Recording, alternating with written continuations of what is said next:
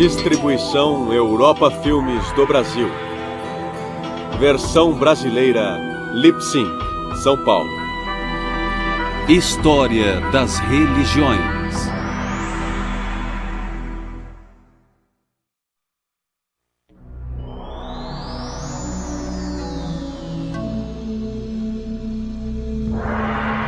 Clássicos e mitos do Mediterrâneo.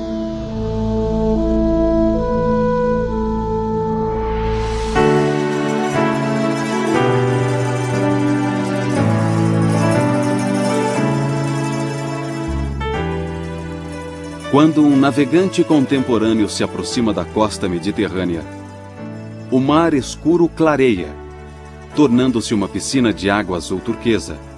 Rochas antigas bordejam a costa e cintilam sob o sol, vestígios das grandes civilizações que aqui floresceram.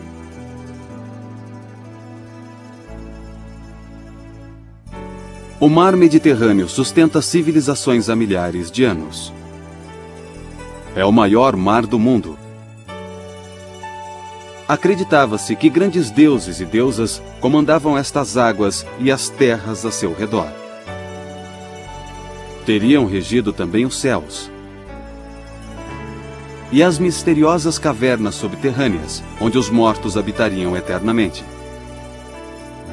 Hesíodo, contemporâneo de Homero, escrevendo por volta de 700 a.C., falava sobre um deus chamado Oceanus, que teria sido o pai das águas doces. São muitas as filhas de Oceanus e sua esposa Tétis. 3.000 ninfas, presas pelos tornozelos, vagueiam sobre a face da terra. Entre os filhos de Oceanus estavam os rios Nilo, Tigre e Eufrates. Eles foram os berços das civilizações mais antigas da história.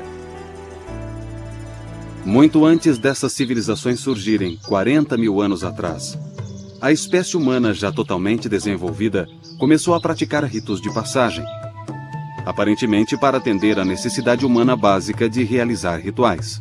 Suas obras de arte provam suas frequentes práticas rituais.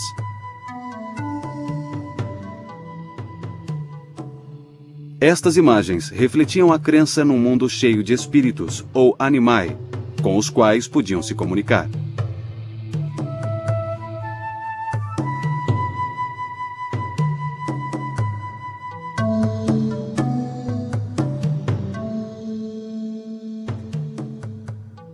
Através da idolatria e de sacrifícios, esses povos tentavam apaziguar esses espíritos animistas para assegurar fertilidade, sorte, prosperidade e sobrevivência.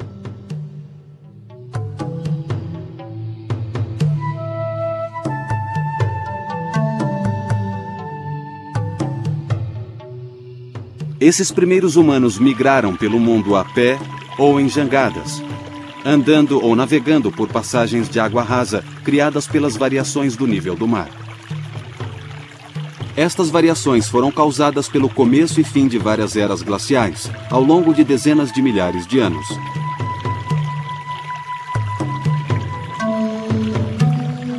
Quando as primeiras civilizações agrícolas surgiram, a espiritualidade humana sofreu uma evolução paralela. Os selvagens espíritos animais das eras da caça e da coleta tornaram-se espíritos domesticados da fazenda. Agricultores neolíticos adoravam o maior e mais forte animal da terra, o bisão. O bisão tornou-se a principal divindade masculina. Os neolíticos também adoravam uma deusa da fertilidade.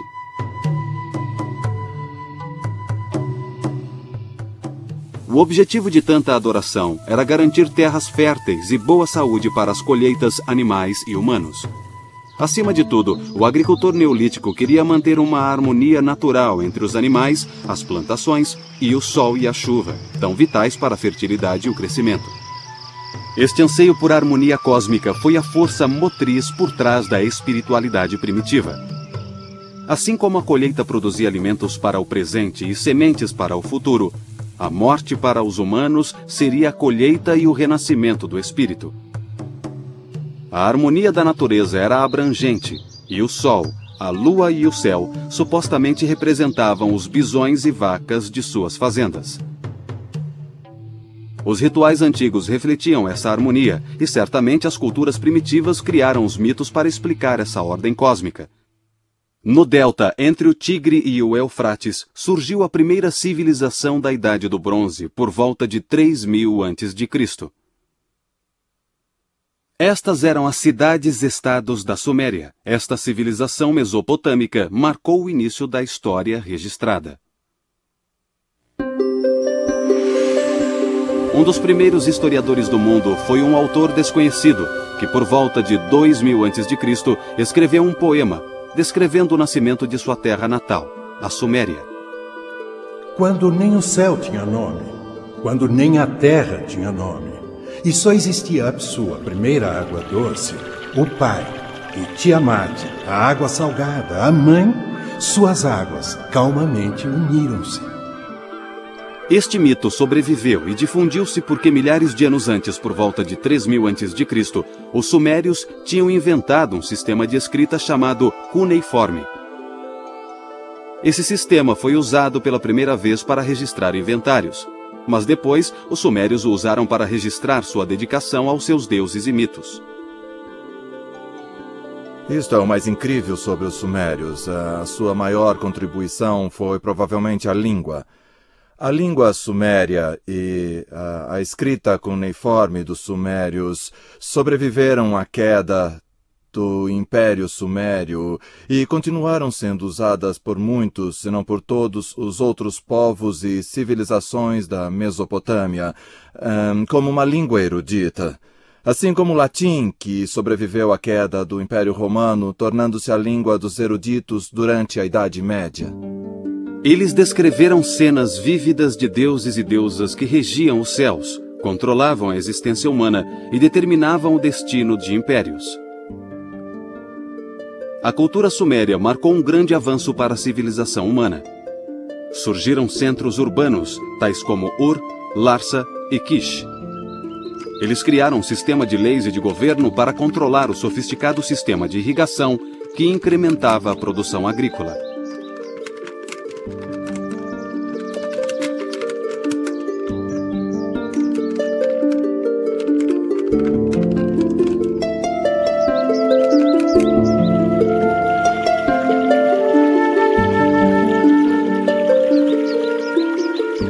As cidades tornaram-se o centro econômico, político e religioso da cultura suméria. É quase certo que no início do período neolítico, os chefes locais faziam o papel de líderes políticos e espirituais. Já na Idade do Bronze, os chefes eram sacerdotes reis poderosos, responsáveis não apenas por exércitos belicosos, mas também por economias complexas e populações numerosas. Era comum os reis assumirem funções sacerdotais nas cidades que conquistavam. Eles serviam aos deuses e os deuses, por sua vez, serviam aos reis. A Suméria era composta por várias cidades-estados, e cada uma dessas cidades-estados era regida por um deus ou deusa específico. Por exemplo, o deus patrono da cidade de Sipar teria sido o deus Utu, deus do sol. O deus da cidade de Érido era o deus Enki, que era o deus da sabedoria e também das águas. O deus da cidade de Ur era o deus Nana, que era associado à lua. A grande cidade-estado de Uruk era regida pela divindade matronal Inanna, a grande deusa chamada Rainha do Céu e da Terra. Ao fim do dia, a estrela radiante, a imensa luz que preenche o céu, a dama da noite surge no céu, e povos de toda a terra erguem os olhos para ela. Sagrada Inanna, a dama da noite faz com que todos se recolham para dormir. Criaturas vivas e vários povos da Suméria ajoelham-se diante dela. A Suméria se alegra. O jovem faz amor com sua amada. A dama da noite cintila no horizonte. Com o tempo, os sumérios cederam o poder na Mesopotâmia para seus vizinhos no oeste chamados semitas. Desde que os semitas surgiram no litoral leste da bacia mediterrânea, sua mitologia e religião passaram a influenciar o mundo. Esta influência acabaria dando origem ao judaísmo, cristianismo e islamismo. Um rei semita chamado Sargão, junto com seu neto, Naram-Sin, fundaram a primeira dinastia semita por volta de 2300 a.C. O sucessor de Sargão e Naram-Sin foi um governante semita chamado Hammurabi, que viveu no século XVIII a.C. Hammurabi governou o que viria a ser a mais famosa e mais influente cidade semita do segundo milênio a.C., a Babilônia. A magnífica cidade da Babilônia ficava às margens do rio Eufrates. O Código de Leis Hammurabi tornou-se um modelo de administração civil. Eram leis muito complexas que tratavam de vários assuntos, inclusive questões comerciais, e envolvia o que podemos chamar de lei da retaliação, ou seja, olho por olho, dente por dente, que parece meio radical quando pensamos nisso a princípio, mas se você pensar um pouco mais, ela não é tão radical quanto parece. Se alguém arrancasse o seu olho, ou pior, talvez o olho do seu filho, você tenderia a revidar com mais violência, não só arrancando o olho alheio, mas a lei diz, você não irá além do olho por olho, dente por dente. A cidade também foi um centro religioso durante centenas de anos, promovendo festivais de Ano Novo para louvar o grande deus Marduk. Os arqueólogos encontraram várias tábuas com escrita cuneiforme, onde escribas babilônicos registraram seus grandes épicos mitológicos. Entre os épicos mais fascinantes está o antigo relato sobre o mito Gilgamesh. No início da história, temos uma descrição de Gilgamesh. O épico descreve como sendo 2/3 Deus e 1/3 humano. E Enkidu, o monstro enviado por deuses para matar Gilgamesh, ele é descrito como parte animal e parte humano. Na verdade, conta-se a história da humanização que ambos sofrem. A parte que mais emociona é quando Enkidu se aproxima da cidade de Uruk e Gilgamesh sai para enfrentá-lo fora das muralhas da cidade. Os dois se envolvem numa batalha terrivelmente violenta. Eles lutam até a exaustão e reconhecem que um é tão forte quanto o outro. E de repente Gilgamesh se apoia nos ombros de Enkidu, olha dentro dos olhos dele e se vê neles. Exatamente como Enkidu olha nos olhos de Gilgamesh e também se vê em Gilgamesh. E os dois tornam-se amigos. O templo deles era uma torre ou zigurat, adornada com madeira de cipreste, pedras incrustadas e afrescos em gesso. Os arqueólogos acreditam que esta construção devia ter uns 15 andares. Uma altura extraordinária para os antigos do Oriente Próximo. As escrituras hebraicas viriam a se referir a esta zigurat como Torre de Babel. E esta zigurat, a Torre de Babel, deve ter sido erguida no século VI a.C., então este estilo arquitetônico perdurou por muito tempo. Elas lembram vagamente as pirâmides do Antigo Egito, mas tinham um propósito totalmente diferente. As pirâmides do Antigo Egito eram monumentos mortuários para os reis egípcios, enquanto que as zigurates eram lugares altos, literalmente altos, para que as pessoas pudessem se aproximar dos deuses e assim se comunicar com eles. Restam poucas preciosidades da fundação de tijolos da Babilônia. 4.000 anos de inundações e erosão apagaram quase todos os vestígios da cidade.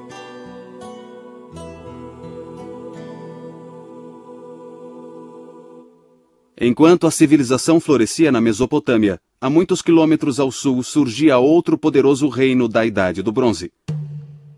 O rei Menés tinha unido o Baixo e o Alto Egito em 3100 a.C., criando o incipiente Império das Duas Terras.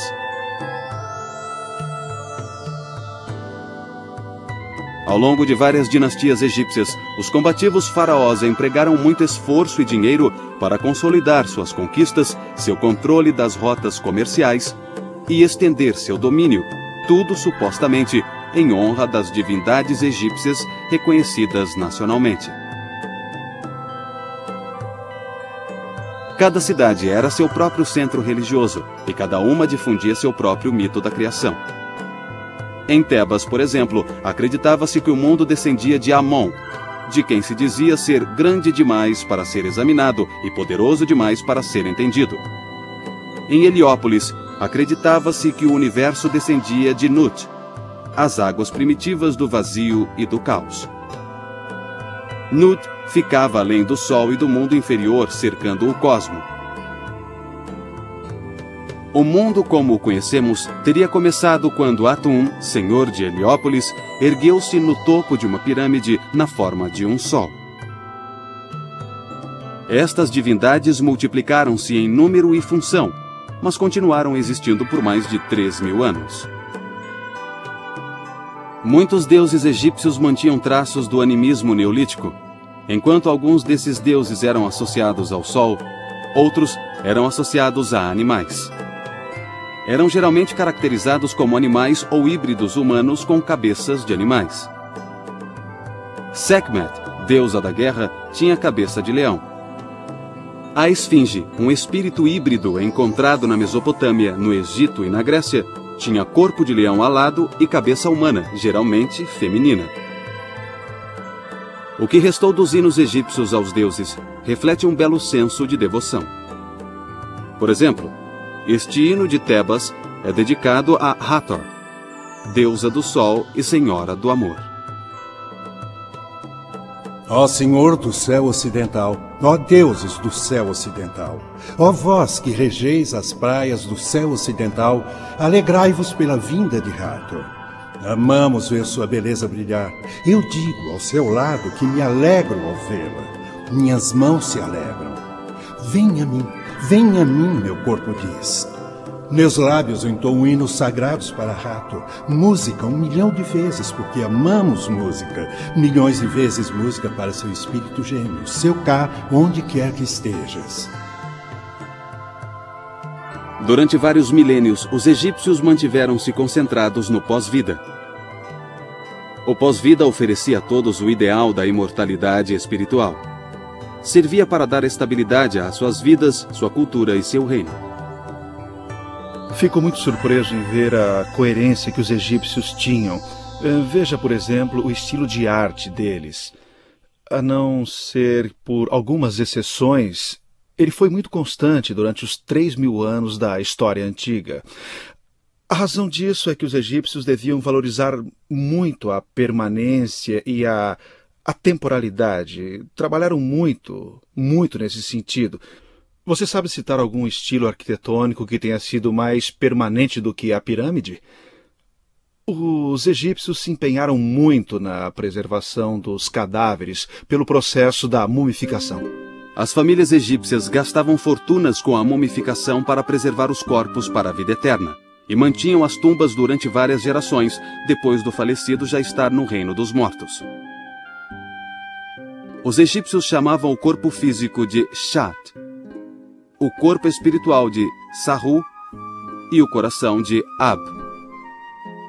Eles acreditavam que ao entregar o corpo, o Shat, eles também enterravam o Sahu e o Ab, que são o espírito e o coração. A imagem do falecido era chamada de Ka, e acreditava-se que não era enterrado, pois o Ka ficava abrigado nas estátuas dos mortos e recebia dádivas de comida, vinho, óleos e incenso queimado. Geralmente, sacerdotes e até capelas inteiras eram designados ao Ka de uma pessoa morta. A religião egípcia também reconhecia o Ba, ou alma, o Shaibit, ou sombra, o Shu, ou inteligência, e o Seshen, ou forma. Conceitos tão ricos e profundos provam o empenho dos egípcios em compreender o pós-vida, que suplantava outras ideias religiosas, como a crença numa futura era dourada na Terra, ou a crença no fim do cosmo.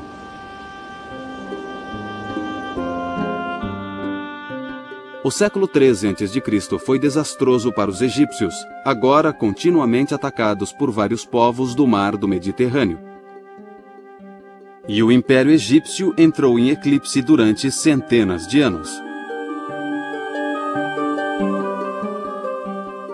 Por volta de 1600 a.C., uma segunda leva de tribos semitas começou a florescer mais a oeste ao longo da costa mediterrânea. Esta é a área que mais tarde viria a ser chamada de Levante, Síria-Palestina ou Canaã. Esses semitas também ficaram conhecidos por nomes tribais como fenícios, cananeus e hebreus. Os fenícios moravam, sobretudo, nas cidades de Tiro e Sidônia, ao longo da parte central da costa. Mas eles não se contentaram em ficar em casa. Como nação, eles não tinham grandes forças expedicionárias, nem controlavam vastos impérios militares. Eles conquistaram o Mediterrâneo com navios mercantes e colonos. Por mais de 1000 anos, colonizadores e navios fenícios espalharam-se por Chipre, Grécia, Sicília, Malta, norte da África e Espanha. Foram até mesmo para além do Estreito de Gibraltar, conhecido na mitologia antiga como Pilares de Hércules. Eles extraíram estanho das minas da Cornualha, parte da atual Inglaterra, e se aventuraram pelo Atlântico em direção ao Equador.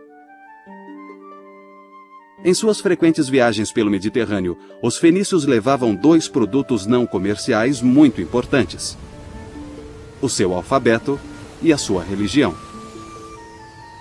O alfabeto, o primeiro a ser inventado, surgiu por volta de 1400 a.C. Era uma grande evolução perto dos complicadíssimos e imprecisos sistemas cuneiforme e hieroglífico usados na Mesopotâmia e no Egito. O alfabeto fenício, mais tarde, serviria de base para os alfabetos grego e romano e posteriormente serviu de inspiração para o alfabeto inglês. O principal deus fenício era Baal, ou Bali. O termo Baal refere-se, na verdade, a várias deusas da fertilidade dos cananeus e dos fenícios. Os cananeus eram essencialmente um povo agrícola que adorava uma variedade de deuses agrícolas e da fertilidade. Baal era o deus das tempestades e o deus da chuva. E, como deus da chuva, ele fertilizava o gado e os campos, por exemplo, pois, através da chuva, o gado engordava. Aprendemos muito sobre esses deuses Baal em textos fenícios da cidade real de Ugarit. Esses textos nos deram uma imagem de Baal que, ironicamente, o retratam como tendo características muito parecidas com o Deus da Bíblia. Por exemplo, por ser o Deus das tempestades, Baal cavalga as nuvens. Exatamente como o Salmo 104 relata que Deus da Bíblia cavalga as nuvens e o vento.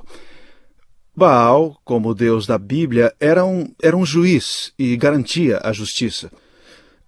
Eu acho que esses paralelos sugerem que os antigos israelitas, sobretudo durante o século VIII e IX, lutaram muito no seu íntimo para decidirem a que Deus eles seriam leais. Mais tarde, os hebreus migraram para o que a Bíblia chama de terra do leite e do mel.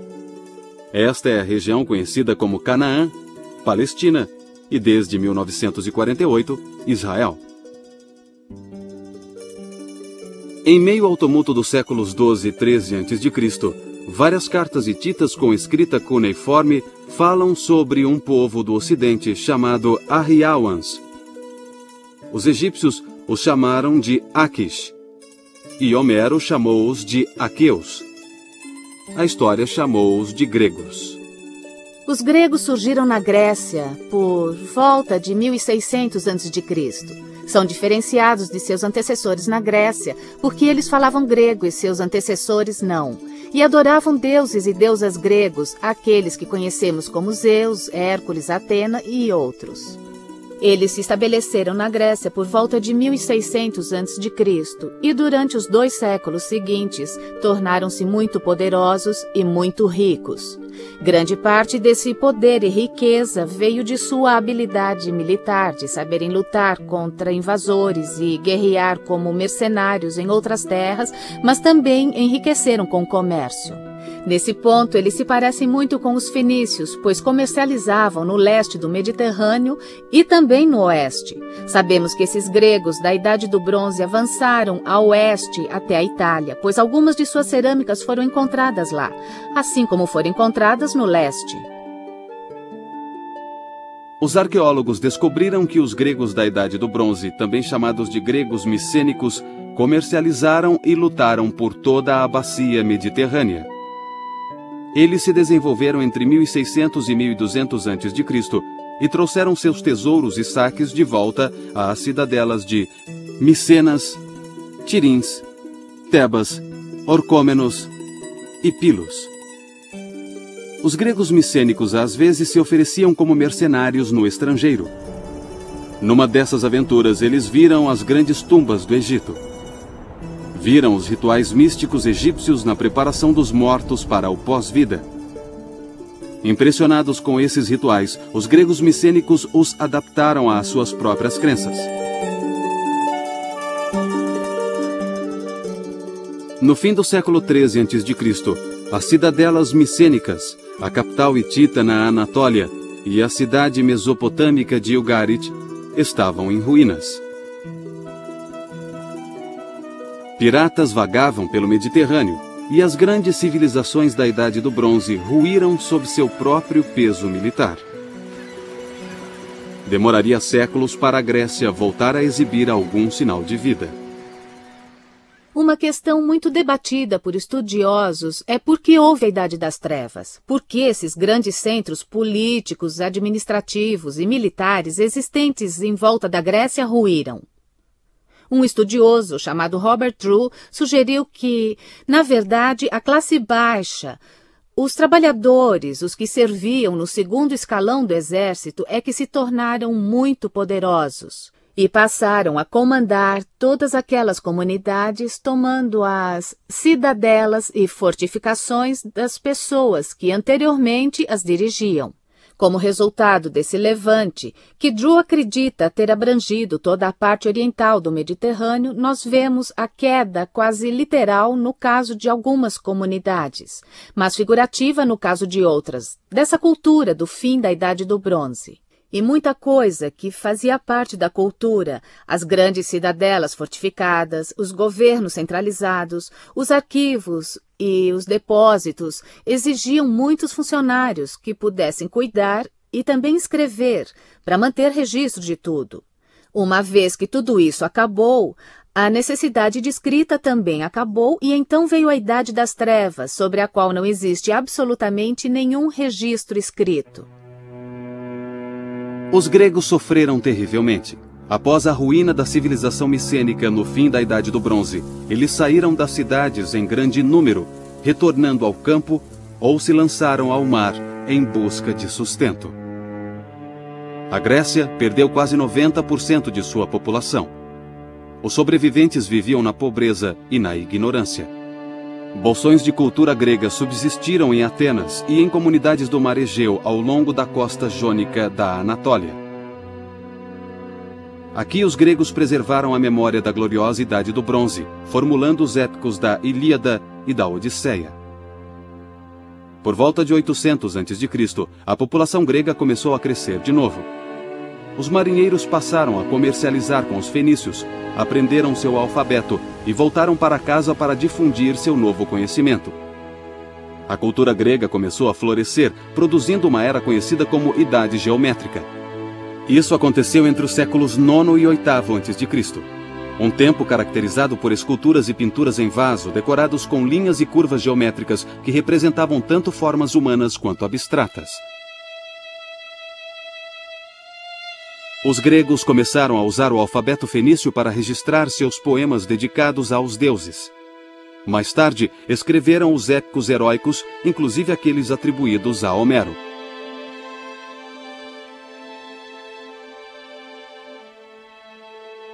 Embora as cidades-estados gregas fossem muito competitivas e belicosas, elas começaram a se reunir a cada 4 anos em santuários pan-helênicos recém-instituídos, que na verdade eram locais para reuniões nacionais. Aqui os gregos honravam seus deuses competindo entre si em disputas atléticas e poéticas. Eles também entoavam hinos de louvor aos deuses. Cante para mim, ó musa, sobre os trabalhos de Afrodite, que desperta desejos nos deuses e subjuga raças de homens, assim como os pássaros do céu e todos os inúmeros animais que se alimentam da terra e do mar. Tanto Hesíodo quanto Homero usaram seu aguçado intelecto grego para modificar e realçar antigos épicos que eram transmitidos oralmente desde a Idade do Bronze. A Ilíada e a Odisseia não podem de forma alguma ser subestimadas quanto à influência que exerceram sobre a cultura grega. Foi das páginas de Homero, tanto da Ilíada quanto da Odisseia, que poetas posteriores extraíram personagens e situações para suas poesias e peças dramáticas. Foi de Homero também que pintores de vasos e escultores tiraram cenas e personagens para suas criações. Por exemplo, vários vasos pintados em Atenas no século VI e V a.C. tiraram de Homero as características dos grandes heróis Odisseu e Teseu, e Hércules e Aquiles, muitos dos heróis celebrados e cantados nos poemas de Homero. Enquanto Homero cantava feitos da guerra de Troia, Hesíodo cantava sobre a criação do mundo. Homero e Hesíodo preservaram assim as tradições religiosas da Idade do Bronze, reafirmando-as em termos que refletiam os avanços intelectuais de sua própria era. As divindades de origem grega incluíam Hera, deusa da fertilidade, do casamento e do parto, idolatrada na planície agrícola de Argos. Havia Deméter, a deusa da agricultura, que regia os ciclos anuais de colheita da vida e da morte. E Ártemis, deusa semelhante à mãe natureza, era idolatrada em Dilos e Éfeso, na Anatólia. Entre as divindades gregas de origem estrangeira estão Apolo, do norte, Afrodite, baseada em Ishtar, no leste, e o deus da tempestade, Zeus, derivado da cultura indo-europeia em geral. Cerca de um século depois de Homero, os atenienses, por volta de 600 a.C., reuniram estas e outras divindades num panteão canonizado de 12 deuses olímpicos. À medida que a cultura grega florescia, seus deuses se assemelhavam mais a criações de arte que a inspirações para a idolatria.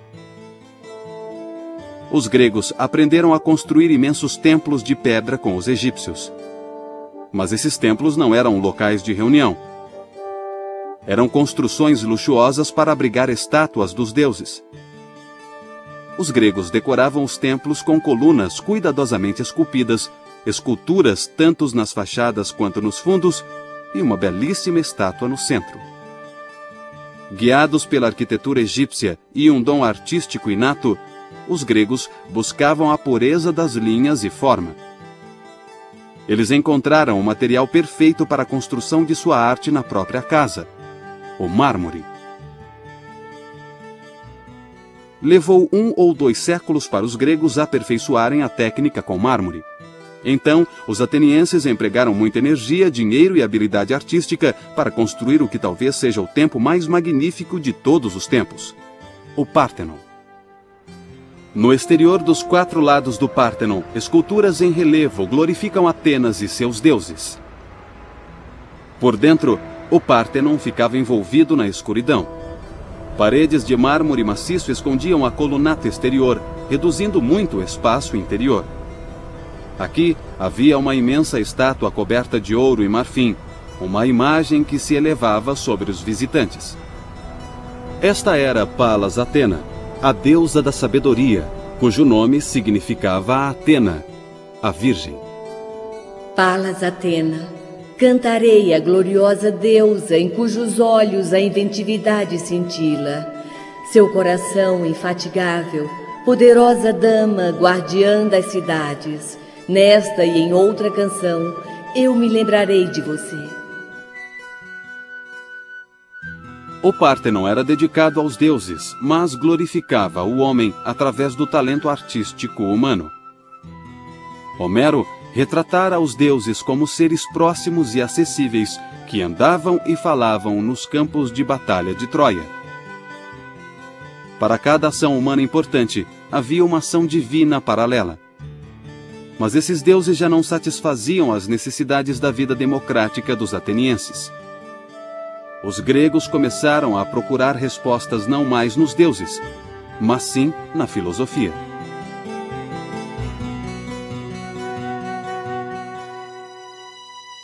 Neste ponto da história, por volta do século IV a.C., a cultura, a religião e a filosofia gregas estavam relativamente livres de influência externa. Então, um vizinho da Macedônia, Alexandre o Grande, invadiu a Grécia e a Pérsia. O pai de Alexandre, Filipe, tinha decidido criar seu filho para ser rei.